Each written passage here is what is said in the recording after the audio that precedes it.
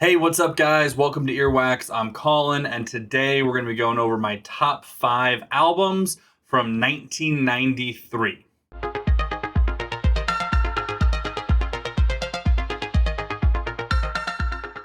All right, guys, so before we get into the list itself, just a couple things to remember. These have all got to be studio albums, so no live albums, no LPs, no compilations, no reissues, anything like that. Also, I do have a couple honorable mentions to talk about before we get into the list itself. And last but not least, please like and subscribe. It really helps me out a lot. So, my first honorable mention is going to be Individual Thought Patterns by Death. This is not my favorite Death album, but it's definitely an incredible album for what it is. Obviously, Chuck Schuldiner does not really miss. All of the Death albums are incredible, but this one is always kind of not necessarily like the bottom of my rankings for Death albums, but it's lower for sure. But it's still a fantastic album and definitely one to check out if you're a fan of death metal, extreme metal, anything like that. Next is going to be Pablo Honey, which is the debut Radiohead album. This is, again, not my favorite Radiohead album. I think it's got some good songwriting on it, and it definitely has some songs and some moments that are pretty good, but it kind of falls a little flat to me compared to some of the later stuff in their discography. And then last but certainly not least is going to be Midnight Marauders by A Tribe Called Quest. I don't think it's quite as good as Low End Theory, but it's still a phenomenal album. And if you're a fan of like 90s rap and hip hop and you haven't listened to this album, you've got to go check it out because it's absolutely incredible. All right, so with the honorable mentions out of the way, let's get in the top 5. At number 5 is going to be Sulvaki by Slowdive. So this is an album that I don't think gets enough credit for really defining the shoegaze genre.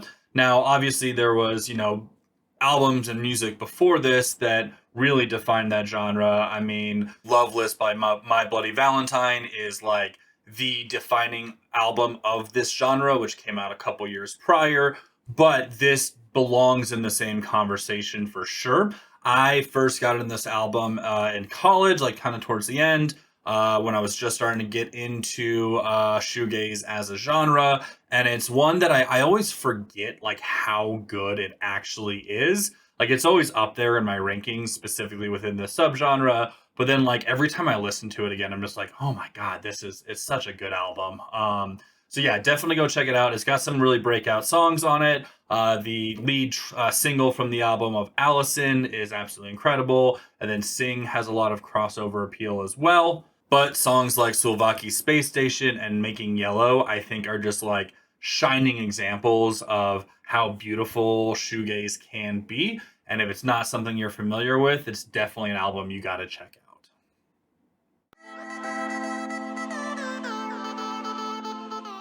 Number 4 is going to be Undertow by Tool. Now, this is probably my least favorite Tool album, but that's like choosing your least favorite child. I mean, Tool's discography is probably one of the strongest of any metal band to ever exist.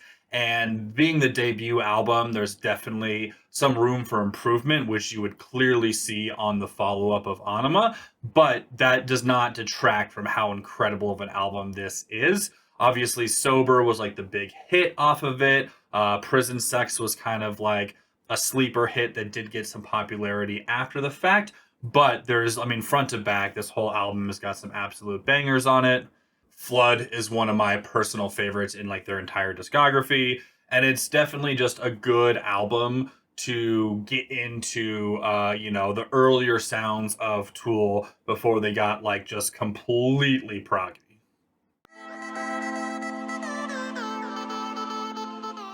All right, number 3 is going to be Nirvana's In Utero. So I do think this is a better album than Nevermind. They're both incredible albums, definitely both defining for grunge as a genre, but I think In Utero is just like a better album as far as straight up songwriting goes, the way that it flows, some of the angst and anger that you get on both of them, but like it really comes through in this one. and it's just such like a raw album to me, even though it's like one of their best produced albums. It's obviously got the big hits of Heart-Shaped Box and All Apologies, but there's got some really good sleeper hits like Dumb, which I know got some like more popularity later on and like definitely had some radio play.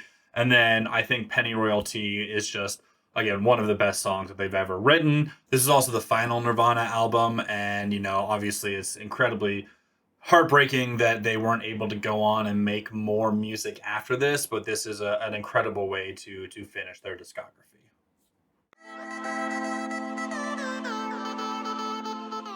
Number 2 is going to be Siamese Dream by Smashing Pumpkins. This is, in my opinion, probably one of the greatest alternative rock albums ever written. What Billy Corgan and the crew were able to accomplish on this album in particular, but like a couple of their first early albums, is just unmatched. This album, just front to back, it flows so well. They, are flirting with some kind of mainstream songs with Cherub Rock and Today, but like definitely still keeping some of the more experimental sort of like art rock of the indie rock that was really happening at this time. I think you hear a lot of Pixies influence on this album. There's definitely like other bits and pieces that they've pulled from, I'm assuming, bands that they were very into at the time. But this is wholly its own thing. And I think, some of the greatest albums of all time, you can like hear the influences in them, but it still stands on its own and it sounds like its own genre or album or whatever. Like this album in particular, it does such a good job of that, where it's familiar yet new. It was refreshing, yet easy to listen to, but also like pushed you to think a little bit more than just kind of leaning back and absorbing the songs for what they were. Yeah, I can't speak highly enough about this album. And again, I think that those first few albums in the Smashing Pumpkins discography are some of the best alt rock albums ever written. And this album, I think, this and Melancholy, it's always kind of going back and forth to 1 and 2 in my mind. But this one right now is probably one of my favorite albums to put on and listen to.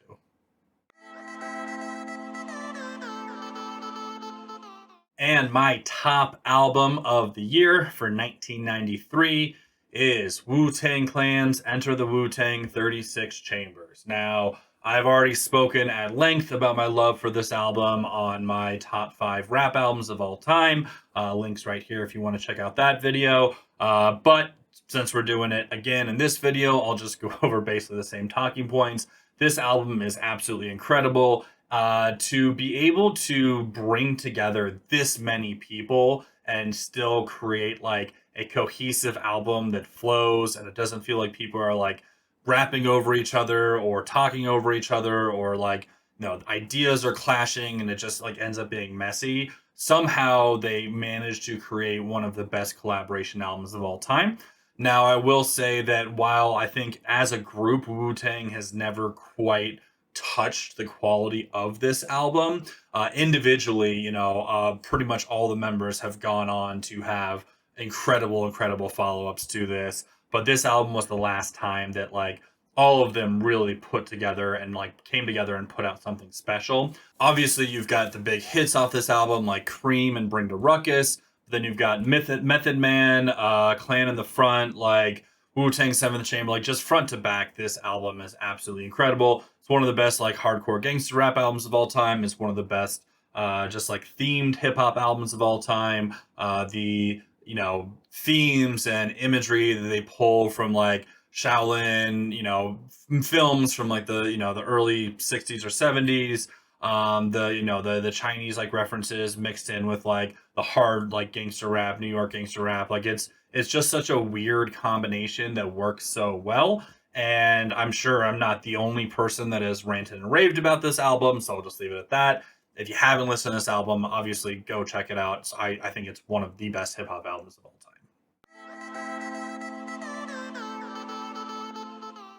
All right, guys, so that's going to be it for me. Thanks so much for watching. Let me know down in the comments what your top 5 albums of 1993 are. And as always, I'll talk to you later. Peace.